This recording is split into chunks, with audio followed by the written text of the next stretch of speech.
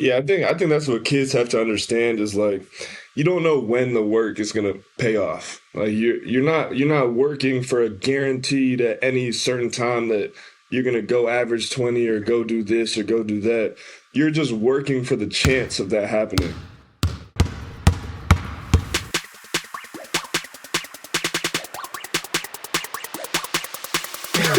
Yo, what's going on? We back and we better than ever. It's been a long time, but we're excited to get the show back on the road. K1 and Stewie show, season. Let's do it. Talk to him, Kam. Sure, man. We back. It be hard with these schedules, you know what I'm saying? It's more what we do, it's our job now. Everybody got different things to do on different days of the week. It seems like when I'm free, Stu and O not free. When O free, me and Stu not free. When Stu free, you know what I'm saying? It's just tough. But now we back. We finally made some time. You know what I'm saying? Got some time to wind down, let the bodies cool down. And, I'm grateful to be here with y'all today.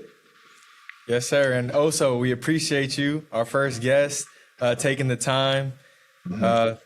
Just if you want to give yourself a little intro, tell the people what's up. The floor is yours. It's good to be back, man. My name's Oso Ighodaro. Played with these two good young men right here at Marquette. Some of my best friends for life, so I'm glad to be on your pod, man. Yes, sir. We're glad to have you. So what we're looking to do with this show is, learn about our guests beyond what everybody knows them as. As everybody knows Oso as a basketball player in the NBA doing his thing. But we're looking to learn about Oso as a businessman and as a person as well. But to get it started, we are going to stay where you're most known. So we're going to start with the basketball. Oso Ighodaro, everybody, 4-year Marquette basketball player, 2-time All Big East, over 1,000 career points, all-time leader in field goal percentage, all-time winner. Yeah, I looked it up.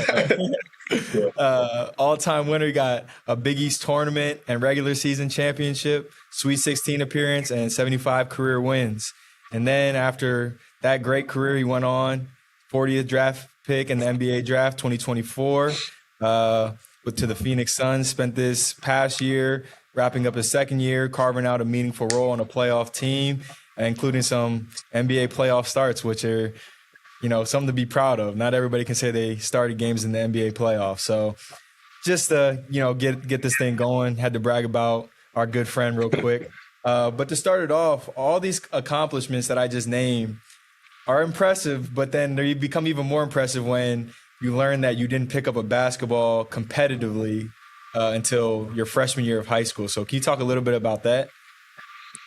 Yeah, growing up, my dad, he always just wanted me to focus on school, so he would train me on the weekends and stuff. It wasn't like I never touched a basketball, but I didn't really play on a team until high school, so I would always just I'd watch it and love it and want to play it, but the focus was always on academics growing up, so didn't start till high school, and then after high school, I just kept falling in love with it each year, kept getting better, so that was my story.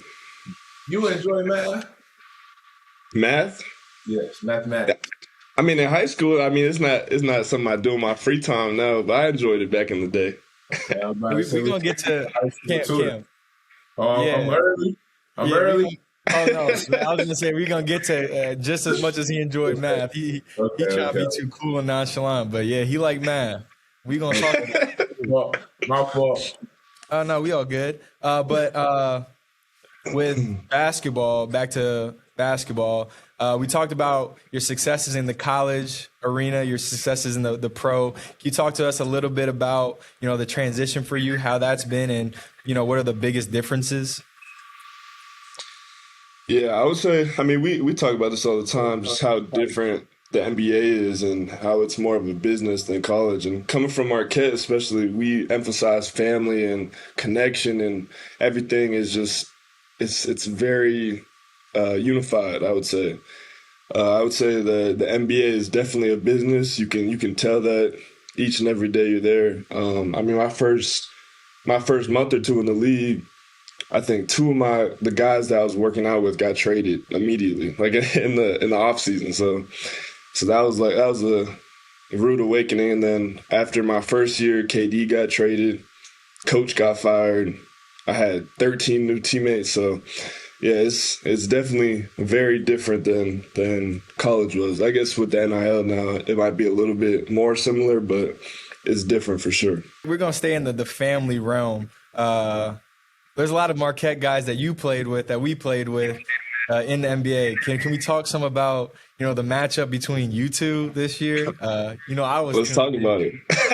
Yeah. We got out there. I was so excited to play against Kam. I've guarded his moves for 6 years now. Since I've known Kam, all his spins, all his step backs, I know him. So I was glad that we got to, the coverage we were in that game, we were switching everything. So every time I saw Kam on the ball, I was just so excited. Steve, the scout. I'm not going to give the people the scout on Kam because that's still my brother at the end of the day. I know the scout, but that don't make it easy to guard. That don't make it easy to guard. But yeah, it was actually a competitive game, I think, until like the last couple minutes. But yeah, it was. I think Kam hit a couple step back threes, some layers. Not on me though, but I don't know nothing that game. But yeah, it's every time I've gotten to play Tyler, Kam, or Omax in the NBA, it's such an unreal feeling seeing your brother on the other side. It's crazy. So it's a blessing to be out there for sure. Yeah, let's make sure we stay covered. And I pray I get in. Please, Lord.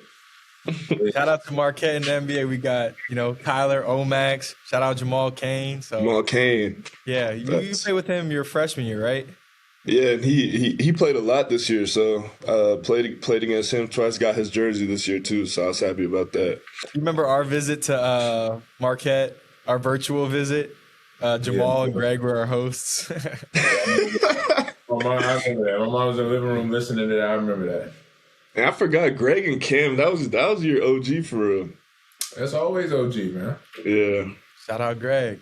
That's crazy. We're all on that team. But my strength coach actually told me this like during the season, as we go to different arenas. We got a bunch of different arenas we go to, and my strength coach was like, "Bro, y'all, you probably at Marquette played at the most pro arenas before making it to the NBA, like more than anybody I've ever had to coach or whatever." And I'm like, now that you say that, that kind of makes sense. We play in a lot of pro arenas like in college.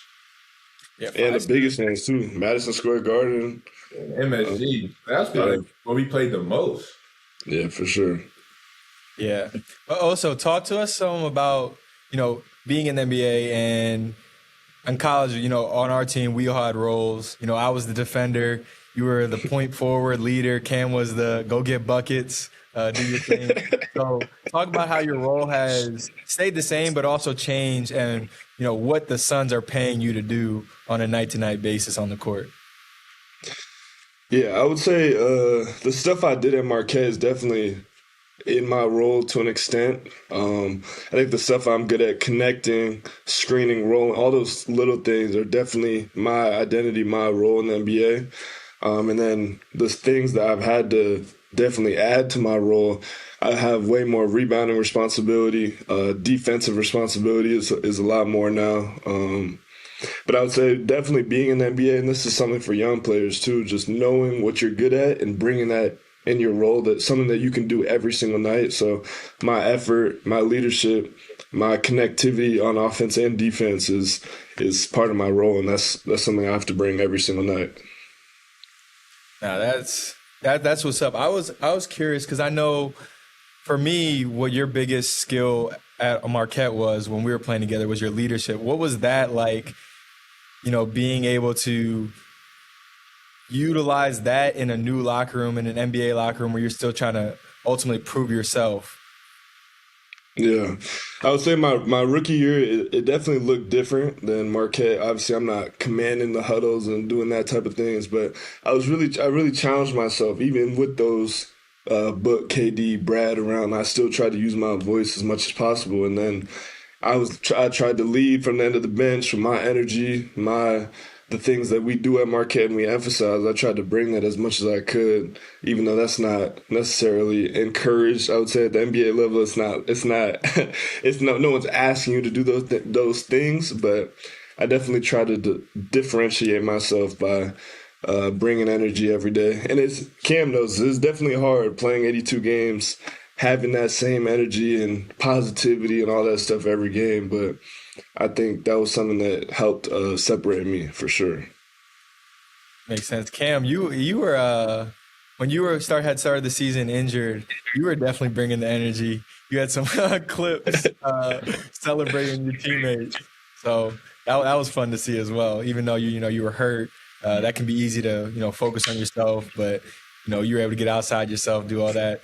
Talk some about that for you, Cam. Carrying over what you built at Marquette to maximize at the next level. Yeah, it just kind of made it easy because, us being at Marquette for that long, it kind of just became part of who we were and part of who we are as people. So just giving energy and just trying to encourage my teammates, that's pretty much just who I am. So it's kind of easy, especially like when I was hurt, like knowing I'm not going to play. And then a challenge I faced was, all right, now I'm back active. You know what I'm saying? I go play in the G. We got a game with the Pacers the next day. I don't know if I'm a player or not, but I know I got to be ready to play. I know I got to be ready to be a good teammate. So staying ready and encouraging the huddles, encouraging people separately is also huge in NBA, which is a little bit different in college, if that makes sense. But it was a little interesting to start because once I got active and we started going into the season a little more, I started to play. And then you say you play well, obviously it's a lot easier to give energy when you're playing well and you get subbed out rather than you don't play well, you get subbed out. But then that's another challenge I faced with myself was, it has to just be what you do. And especially in the NBA, like O said, that's a real separator in this league is giving that energy and being a person that a lot of people like, being a person that you see every day in the facility, around the arena, being a person that they like is also huge in being in the NBA. Yeah. To add on to that last point, you're going into this facility. It's just like your job, your 9 to 5. You're going in there every single day. Game day, non-game day, off day. You're going to go in there. You're going to see these people. So helping create a positive workplace environment for everyone it's almost like a skill in the NBA, I would say, like being liked and making it so that people are happy to see you when you walk in there. And those people that come into the facility every day and are negative, it's just, man, it's draining. It's very draining. Hey, Stu, don't act like that ain't you either, man. I just try to be myself. I'm gonna emote. I'm gonna celebrate. It's just who we are. I mean, for me, like, just like the hiatus I had through my hip surgery and not being able to play, like really kind of, now that I was able to get back playing, be healthy again, like I'm just like grateful to play. So it's just like the ball goes in, I'm like, what's next? The ball goes in, it's like, bet, let's go. So I'm not in the game, it's like, well, I'm on the team. So it's just like kind of been for me just like really ever since I was away from it so long, I just like my gratitude level for being able to play has picked up a lot. So you can see it too on the social media for the Vipers. Like every video, you're gonna see Stevie in the video smiling. People ask him favorite teammate, whatever. It's always gonna be Stevie. Like you can just tell. Yeah, it was a good season. A lot of good people that I was playing with, being coached by, so I enjoyed it a lot. But that's enough basketball for now. Let's move into who you are as, beyond the court and into the business world, because I think that's a part of you that's very overlooked because of how well you've been on the court. But if, for the people in the back who don't know, Oso left Marquette with 2 degrees, graduating with a Bachelor in Finance his junior year, and then his senior year getting his Master's of Business Administration. Big East Scholar Athlete of the Year, first time a Marquette player ever won that honor. Second team Academic All-American, one of 5 Marquette players ever to be awarded academic All-American honors, McCahill Award recipient, highest honor for a student athlete at Marquette, service, athletics, academics. So the whole package, basically. And now as an NBA player, obviously your main focus is getting better on the court, pursuing just like building a name for yourself, being known throughout the league. But off the court, what does it look like? Because essentially with the money you're making, you're a small business now. So you got to put a team around you, put a team in place to make sure that that business operates efficiently. Can you give us some insight on what that looks like for you? Yeah, for sure. Well, it starts with a great person by your side. I have a great agent, Erica Ruiz, who is very like-minded in the way I view myself and the things I care about. So she's done a great job giving me opportunities to be involved in the stuff I care about. So I did a couple marketing things. I did one with Mountain America Credit Union where we went to different schools and talked about financial literacy. And I actually went to my elementary school and talked to the kids on the real basic level about spending their money, their allowance, or whatever the case may be. But that's a passion of mine. I know it is for you as well, Stevie. But financial literacy is big. And we've just been looking for new ways to branch out and build my brand and things that I align with. So trying to use my finance degree and to help the Phoenix community. Yeah, speaking of, I remember when we were, this was before, so I only majored in finance because you were majoring in finance. I don't know if you actually were told that. Can't believe I admitted it. I didn't know what to major in. You were majoring, I'm like, okay, I'll do that. And then I remember NIL became a thing and you were all like, Roth IRA, and like I wasn't at all at the time, so I just didn't even know what you were talking about. I'm like, yeah. So can you talk about your experience with NIL? Because we were kind of the team before the dynasty of when all that all started. So can you dive into what that looked like for you when you started getting paid to play? Yeah, I think my freshman year, I think that's when it started, but I think it was more like you can post something and get paid for it. It wasn't from the school or a collective or anything like that. And then my sophomore year, when you guys got there, I think I don't even remember how much we got, but it was very little. I don't think I got nothing. Yeah, I don't. Maybe you got some. I got a scholarship. That was more than enough for me.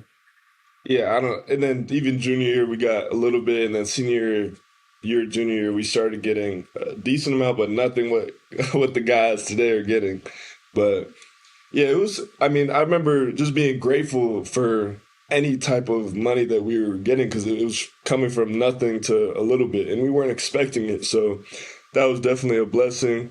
And then to see what it's grown into now is just wild. But yeah, I was grateful that I got to experience before and after because it gave me I was more appreciative of the money that I was receiving.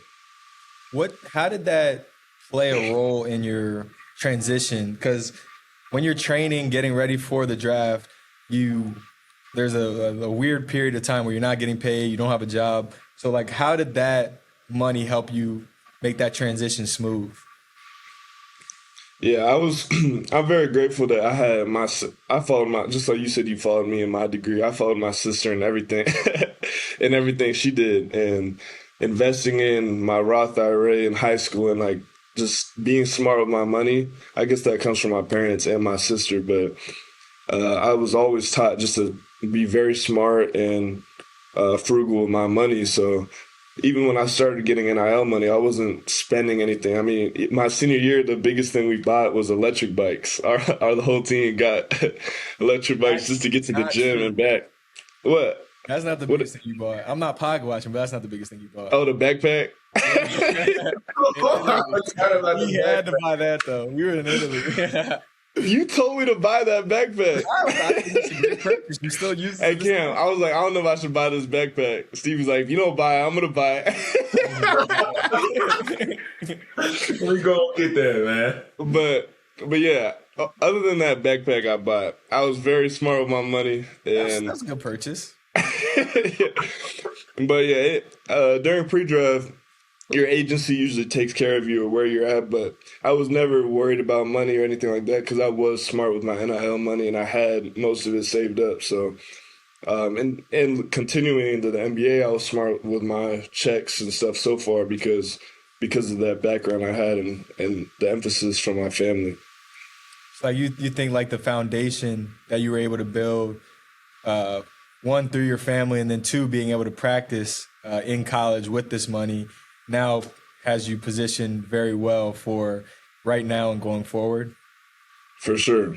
I remember Kam was on the Kam like nice stuff. My money.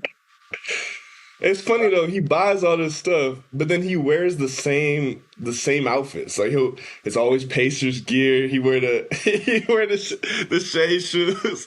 Them Shea, bro. As much as I don't like Shea, I ain't gonna lie, his shoes hard, boy. They're comfortable. Oh yeah, bro. As much as I don't like them, yeah, his shoes hard. I actually thought about that a couple months ago.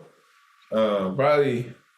Honestly, when I got to the league, that's when I I ain't been buying no clothes for real.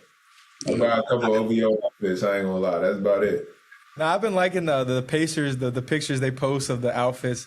The fit you've been having on, simple, but very, very, like cool. Like it's Kam. It's Kam, but yeah. Yeah, I've been liking your fit.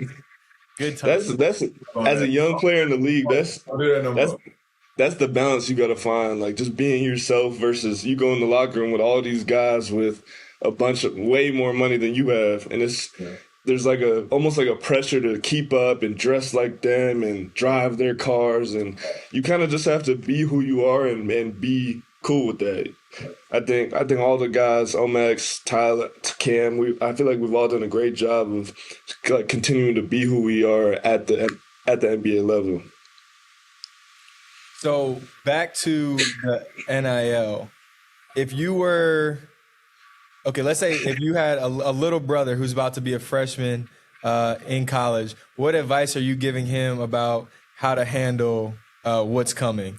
And I'm not looking for the save your money. Like, let me get a real answer. I would say I would almost advise him to treat it like he's not getting paid at all. And I would ask him, What is your goal out of college? What are you trying to win in college? Are you trying to get to the NBA? Or are you just trying to get as much money as you can? And I think all three of those options have different routes with the college you're going to go to, how you're going to work. And I don't know, for me, my goal was never making money in college. It was I want to win and I want to get to the NBA. And I think having that on the front of my mind and pursuing that helped me get to where I am today. And if my focus was just on stacking bread in college, I would not be here. I would be transferring from school to school and just my career would be way different. That was something I was thinking about the other day. Like everybody in Division I basketball right now is there because they grew up with the dream of playing Division I basketball. Nobody had the dream of getting paid in college because it wasn't a thing until 4 years ago. So to your point about like just having those priorities, to your point of like just like keeping the main thing, I think the guys who do that and, have people in place to help them take care of all the extra stuff that comes with the money, the NIL, the whatever, and just are able to keep the main thing, school, basketball, are the ones who will honestly give themselves an even greater advantage than before because there's going to be a lot of kids who don't keep the main thing and are distracted.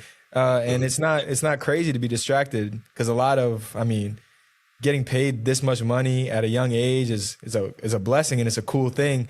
But it can be dangerous if it's not handled correctly. So for sure, it's hard not to get distracted, especially at a young age.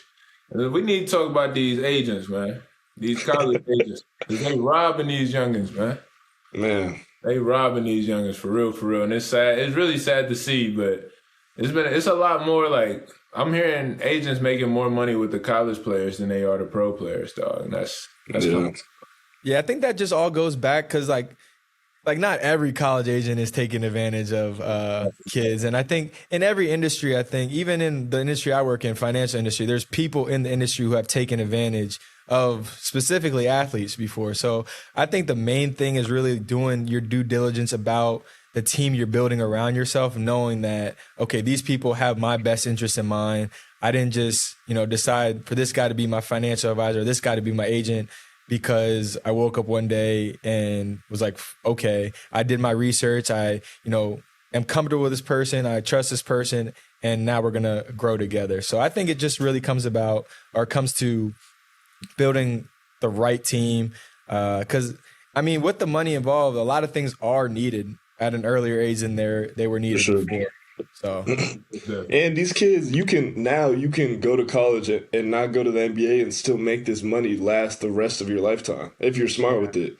It's honestly a great career. For sure. Yeah. The stock market was not made for 19, 20-year-olds to come into millions of dollars. Like greatest thing in the stock market is time, and getting money early just gives you more time to let everything else work for you. So, yeah. But, moving on, I was just curious about what do you like, because you're still, as you're finding your footing in the league as an NBA player, are there any things outside of basketball? I know we touched a little bit on this topic, but are there any things that you're looking to pursue in terms of whether that's, I know you're team rep for the Players Union, which is pretty cool, but like speak to things along those lines.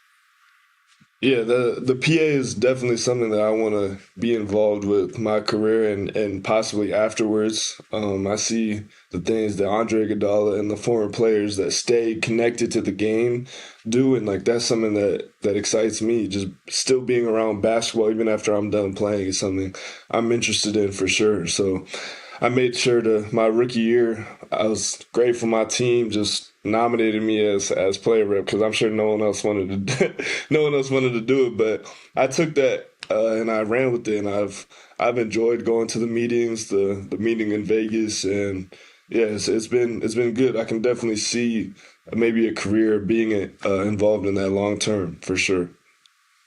As I'm imagining the relationships you've been able to build through that have probably also been pretty significant and substantial. For sure.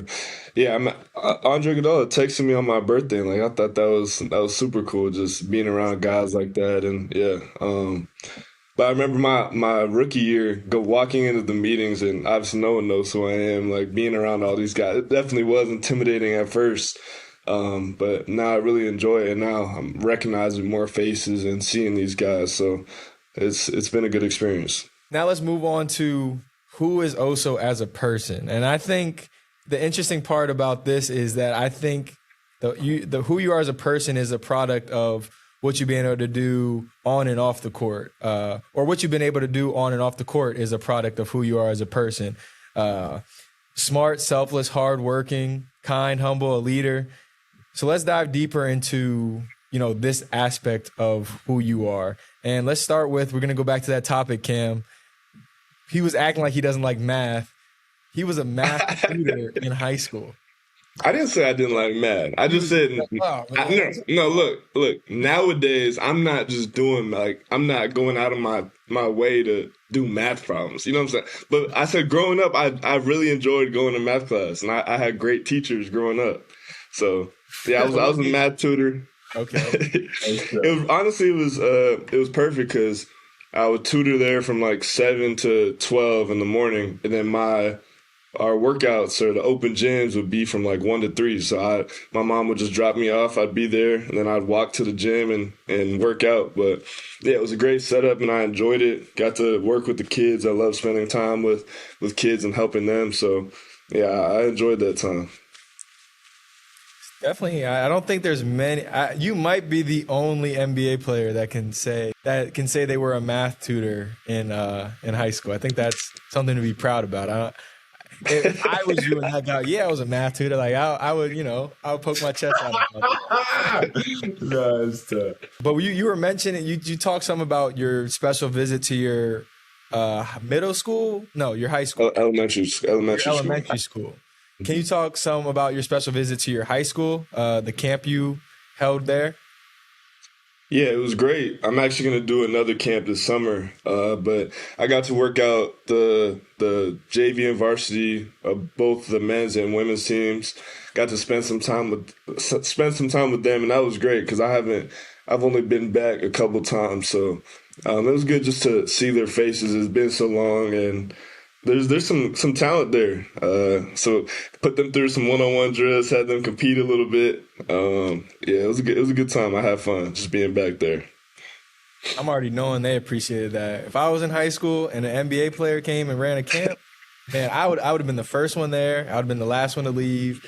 I would have, that feeling you get when you feel like you're about to go on vacation. I would have had that feeling. When's the next Stevie Mitchell camp? I'm hoping to do one this summer. I wasn't able to do one last summer with the surgery and everything, but I'm hoping to do another one back home this summer. I've been trying to get some things in the motion for it, so we'll see. I think it'll be a good time. Maybe need to separate it. The first one, it was a lot. Would you have 300 kids? It was a lot of kids. It was a lot of kids because it was free, so everybody wanted to come, and I didn't really have a limit. So that kind of made things rough.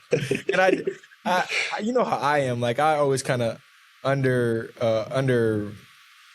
think of I don't know what the word is, but I don't underestimate yourself. Yeah. So I'm thinking I'm this kid doing a camp. Not that many kids are gonna come. I posted it. It was right away. Everybody was signing up. Yeah. You're gonna be some unhappy campers when it gets closed. No, but that was a good experience. But I mean, you stay in the community though. That's you don't just do basketball. You do buckets, books, and burritos too. So, what was that? I saw on your Instagram, the video looked fun. Yeah. Again, I'm gonna give a lot of credit to my agent. The way her mind works and the way she views me and the community, she really makes these opportunities easy for me. But I went back to the library that I grew up going to all the time. My mom would drop me off there all the time, and I'd read and play on the computer and check out books and stuff. So I went back there, got to spend some time with the librarians there, and then I read a book to the kids, and there were some stations throughout the library just to get them excited about reading. And how these days now it's just social media and TVs and phones and everything. So just to try to get them excited about reading and educating themselves. And then we passed out some library cards with the Phoenix Suns on there. And and then finished it off with my favorite restaurant. We brought some Rubios for the kids. So it was a good time. I enjoyed that one as well. Shout out Rubios. I need to get out there. I tried to DoorDash the Rubios when we was in Phoenix. Did that not work? It didn't happen. Dang. Where'd y'all stay at Global? Hotel was beautiful. Yeah. You guys didn't go to dinner or anything? You could have picked them up and took them to Rubio's? Nah, I think we might have got back home the day before we played or something, or we had just. They might have had a back-to-back. I think it was something like that. Yeah. Honestly. I was gonna say that's crazy. I know it's Pacers Suns, but hey, we got there a few days early. We got there a few days before the game because we was already on a West Coast trip. So we stayed out there we was probably in Phoenix 2.5 days. So you pulled up to his city early. The city he grew up in this city. You pulled up early. Okay. And y'all, he just, it's smoke. That's crazy. Yeah, they pulled up. If you pulled up to RGV, we would have got some food, man. Okay. For whatever reason, we would have got some food. That's hilarious. Yeah.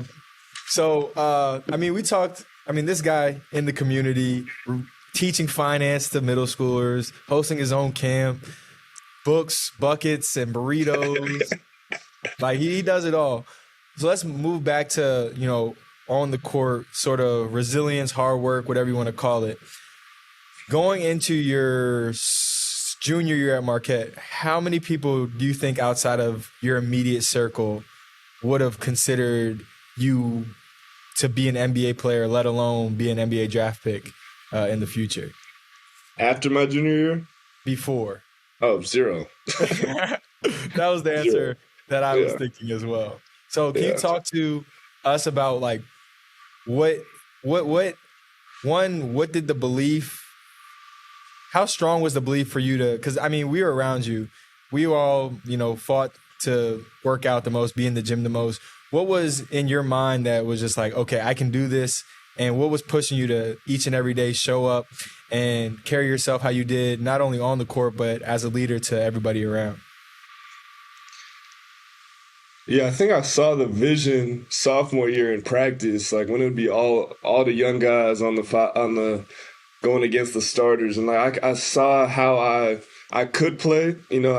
I'd get in the games with the starters, and I would kind of be a little bit more timid and not as free as we were in practice. But I think I saw who I wanted to be and the leader I wanted to be, and I started practicing that in practice my sophomore year. And then after Kerr left, and there was this kind of question, are we going to get a transfer? Are we going to bring in a big to start, whatever? And I just had this, like, I couldn't let that happen. I needed that spot. I needed that starting spot. I needed to get better. And I knew I had to put the time in. So that whole spring after my sophomore year, I was in the lab with Mark D, working on my ball handling. I gained weight. I got so much better that spring, and it really paid off my junior year. I think it's something to be said about that, because not only was it not a foregone conclusion that work would get you to where you're at now, but it was also like, it wasn't easy stuff. Sure. So, I mean, I commend you. I look up to you. I respect you for, seeing the vision and only caring that you believed in yourself. And, it's easy to let, in this world, the outside noise, the people in the Instagram DMs, the random fans that aren't actually fans, a lot of people with opinions in the basketball world. So being able to only value what you thought in terms of reaching and chasing your dreams is definitely something I think a lot of young kids can take from you. Because, I mean, a lot of people, it's not guaranteed. There's only a few people that's like, okay, this person is going to the NBA for sure. And those guys are identified in like high school. So yeah, I think that's what kids have to understand is like, you don't know when the work is going to pay off. Like you're not working for a guaranteed at any certain time that you're going to go average 20 or go do this or go do that.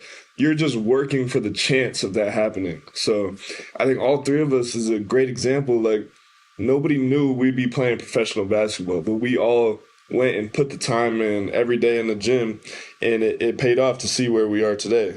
But it's not a guarantee that we would be where we are today, Yeah. That's why it's all about finding something you love, because at the end of the day, sure. Like I was just talking to someone about this yesterday. It's just like, I mean, I enjoy doing this. So whether it leads to something or it doesn't, there's not anything I would have rather spend my time today doing. So I think that goes for anything that to the people out there, find something you love and just do that. And I think things will work out in one way or another. Okay, so the last question, or the last like serious-ish question I have is, can you give me your biggest mental challenge and physical challenge throughout your entire basketball career? And physical, I think I know what you're going to say, but we'll see. Physical challenge. It's nothing to do with music. I'm not. Okay. Biggest mental challenge, I would say ending my senior year the way I did, like, I really had to grow through that process and accept what happened. Like, the way I played in the tournament, I wasn't happy with, and I think just that whole stretch of like when Tyler was out and we're trying to figure out a way to win without him, and basically playing point guard, having the ball in my hands the whole game, and kind of like identifying with that almost. And then Tyler coming back in March Madness, and I kind of go back to my secondary role, and I really struggled mentally through that whole tournament, and it hurt me, it hurt us the way we finished. But I remember after that tournament, I really had to sit down, look in the mirror, and really grow from it. And I'm grateful for that experience. Obviously, I wish we would have won a natty my senior year. That would have been crazy. But I'm grateful for that. I went through that experience, and it really led me to double down on who I am. And that whole process we went with Shaka about learning who we are, like that really helped me get to the NBA and stay here. So I would say that was my biggest mental challenge. Physically, I'm curious as what you thought I was gonna say. I'm thinking the story coach. Oh, the workouts. Yeah, the story, he won't fail to tell the story anytime he's talking about you. He tells us so much that it is like, oh, we're hearing it again. But that, I'm telling you though, that week was wild. It was wild. Like the workouts.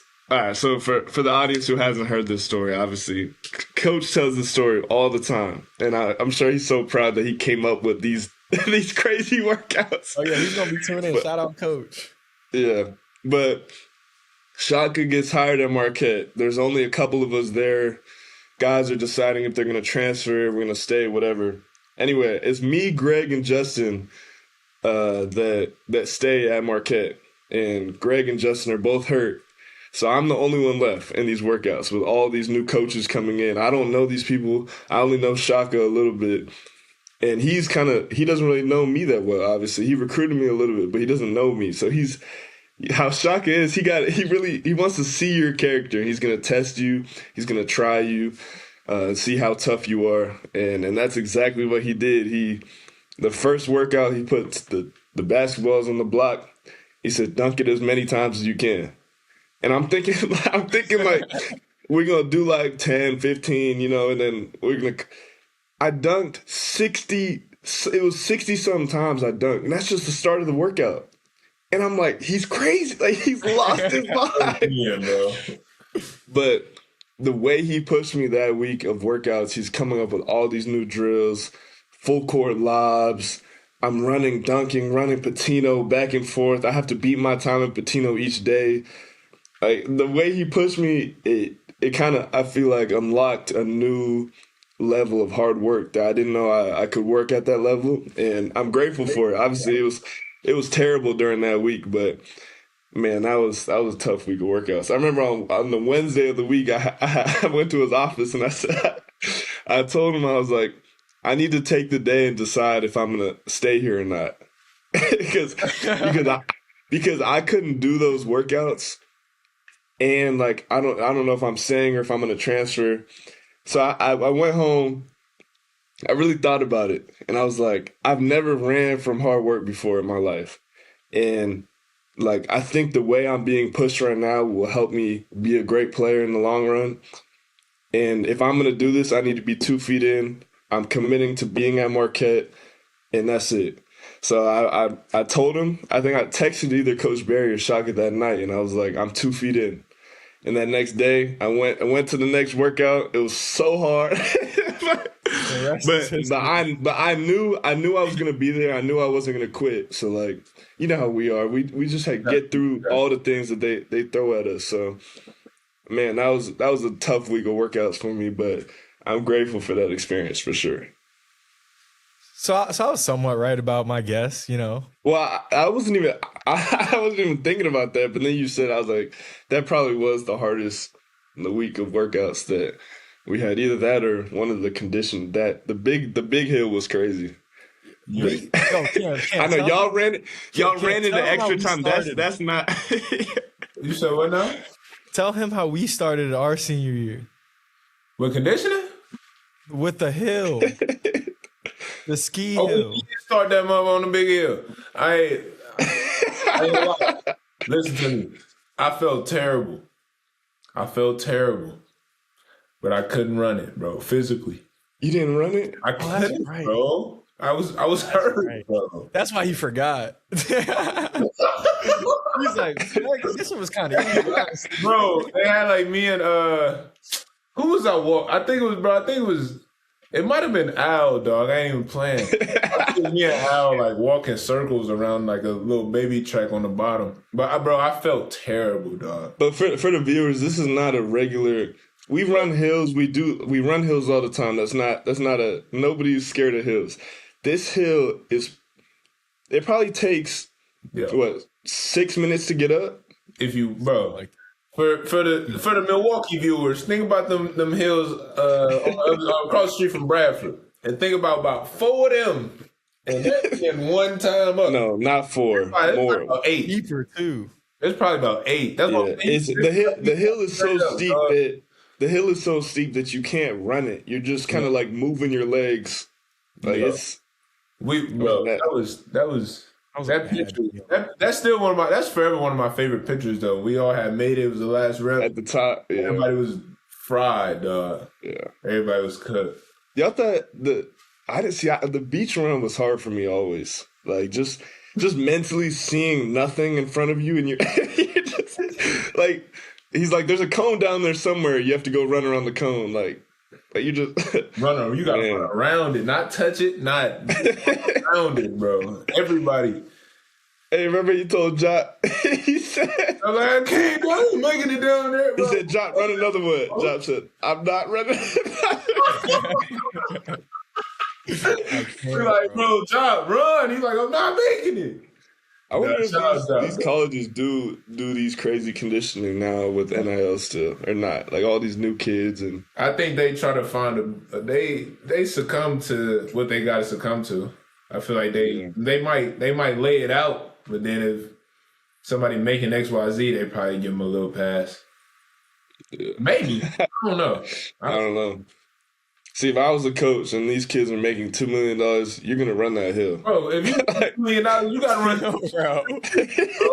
Like, bro, come on, bro. You gotta do more. Say we ain't handing out money for nothing.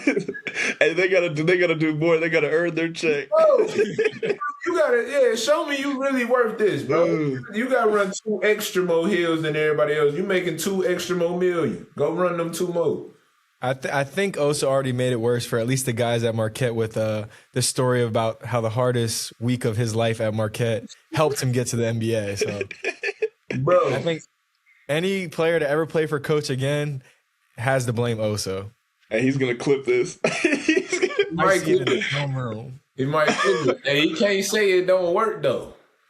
For sure, man. Yeah, as bad as it will seem. And all the things that Coach made us do that we didn't like to do, like in the long run, it paid off. Now. I was good.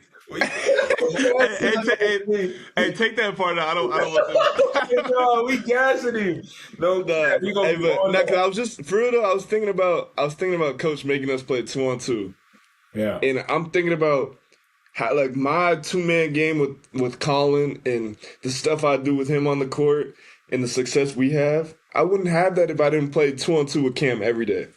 Like we did it so much and we got so creative with it that we came up with all this new stuff that and now at the NBA level, this is what you watch Hartenstein and Jared McCain and Isaiah Joe do it. Like this is the stuff that they're doing, and we were able to or be pushed to do that every single day. Yeah, fast. I mean, it's the same way, like, reverse with me. Like, it's a lot easier for me to do that with the bigs that we have, you know, with Zoo, with Micah, like, because I just know, like, what's happening because I done did it so many times. Sure. Man, I appreciate your time. We got one more fun activity. See if you really value these gifts you get given, you know? So let's see. Can you name all the players? So for the fans, after games, jersey swaps happen. You give your jersey to somebody. They give their jersey to you. Oso did a lot of these this past year. Can you name all the players' jerseys that you have? Yeah. I have them all in my closet right now, but I got Cam, Tyler, Omex. Mhm. I got Jamal Cain. I got LeBron this year. That was tough. You got the elephant in the room. I got LeBron. I had to get Jaren Jackson's because he fried me my rookie year, and I needed his jersey so I could remember that. Like, just no, but I'm a fan of his game too. Interesting motivation. I got Jamal Shed. Oh, Who else? Yeah, I have a lot of who else did I get? Josh Okogie. I pretty much got all the guys that I played with. Tyus Jones, like guys I played with my rookie year that went to different teams.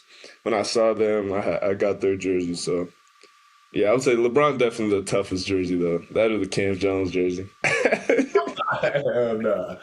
Yeah, jersey on the slick. I want to say this was when I just got back to playing. We was losing the game, and somebody was shooting a free throw, and he walked up to me. He was like, "Love watching you play in college, bro." I'm like, "Oh, appreciate that, buddy." A few plays go by. We had the free throw line again. I'm like, "Yo, let me get that jersey after the game." He's like, "I got you." The end of the game come. In my mind, when he said that, I'm like, he lying. So the end of the game come. Bro, our manager's like, yeah, he said they're going to give it to you. He going to give you one when we go to San Antonio. I'm like, all right, bet, cool. But that was like, bro, like probably... Wait, who was this? After. Yeah, I don't know who he's talking about. Wait, who's Fox? Oh, dear. Yo, he's cold. Bro, he's cold. OD. He was like, love watching you play in college, blah, blah, blah. So we go back to San Antonio. It was a few months later. I didn't forget about it, but I'm like, it's no way I'm getting the jersey 4 months later. Then I ain't play, and we lost. So I just walked to the locker room. He sent it over? No. Oh. I knew he forgot about that. The ending of the story. I knew he forgot about that. Nah, De'Aaron Fox is cold. There's guys in the NBA that kind of he's not overlooked because obviously he's a great player, but there's guys that as a fan, you don't realize how good they are until you get out in front of them. And he's one of those guys for sure. Bro, it's pretty much that's pretty much everybody other than like the guys you just know are that guy. Like, yeah, you guarding blah, blah, blah. It's like, bro, he's old. Like, this dude is nice. Like, Porter from Cleveland, I'm guarding him in a movie. Craig Porter, yeah. Bro, it's been a few dudes. I ain't gonna lie. It's a lot of underrated players. Nice. Oso, thank you for your time. We appreciate you coming on for EpOsode 1. Grateful to have you a part of the show, especially, get things back and they're going in the right direction, kicked off. So, Kam. Well, man, y'all already know. We back and we better. Hey, this is a great episode. This is probably our longest episode yet. And that's for good reason. It was a lot of fun. We've known each other for a long time. And it's been tough for us to see each other in person, other than we run across each other, within our job. But, this was beautiful, man. I appreciate you, appreciate you, Stu. Let me shout out to K1 and Stewie's show. We back and we better this summer. We got a little bit more time. You know what I'm saying? We got a little bit more time. We in our bag. And we back and we better than ever. Appreciate y'all for tuning in. Stay tuned for more episodes coming soon. Yes, sir. And also, you got the floor. There's a message you want to leave with the people. Now's the time. A message. Hey, man, keep believing in yourselves. Keep tuning into the K1 and Stewie show. Two great men right here. Thanks for having me on, man.